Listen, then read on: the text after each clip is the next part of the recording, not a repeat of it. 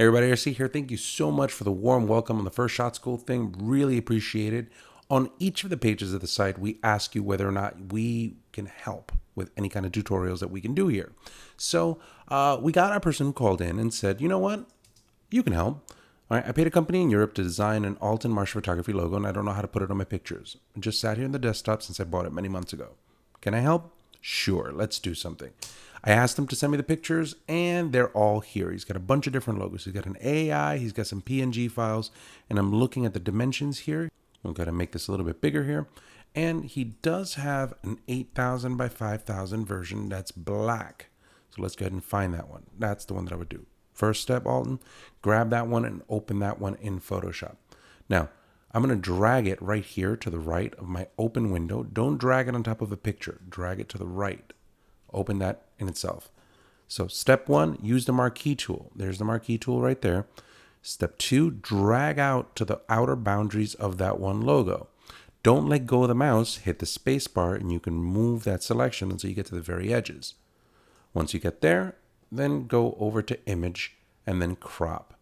Once you have that crop, now you have a nice plate. Do a save as, and let's go ahead and save that and call it Alton RC. Save it as a PNG because you need that transparency. Now, once we have that done, here's the problem that you're going to run into. You can have that open. I have a whole bunch of other pictures open here, and if I use my move tool and I drag this here, right, there it is. That's pretty straightforward. That's easy. You just dragged it, moved it on top of the new document and let it go. You can transform by doing Command T and holding down the Option and the Shift key to drag it down, and you're done. Now use the move tool, bring it to the corner, and since it's black, what I would do is I would go over here and I would just inverse that one individual layer, right? So Command I for inverse, now you have it white. Done. However, if you grab this and you move it to another document, sometimes it's not going to fit there at all. And that has everything to do with how big this document is. This is 1600 pixels at 72 pixels per inch, whereas this one was 7300 at 300 pixels per inch. So the problem here is that if you try to do a Command T, you can't even see the transformation handles for you to do what you want to do. You'd have to zoom out, find it, then Alt Shift, then bring it in, then zoom in. That's a pain in the butt. Too much work.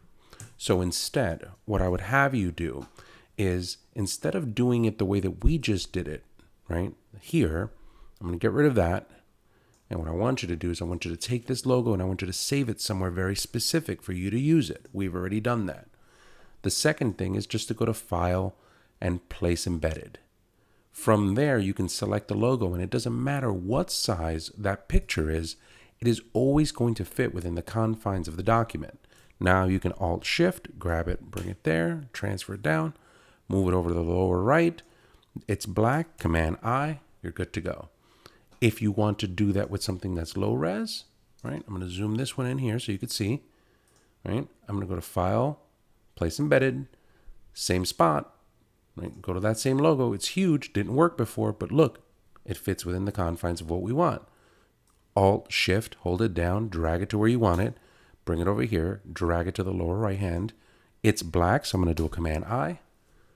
And now you're good to go. So hopefully that helps you out. If you have any questions or concerns, make sure that you go over to firstshotschool.com. You can follow me also at AboutRC. Take care, everybody.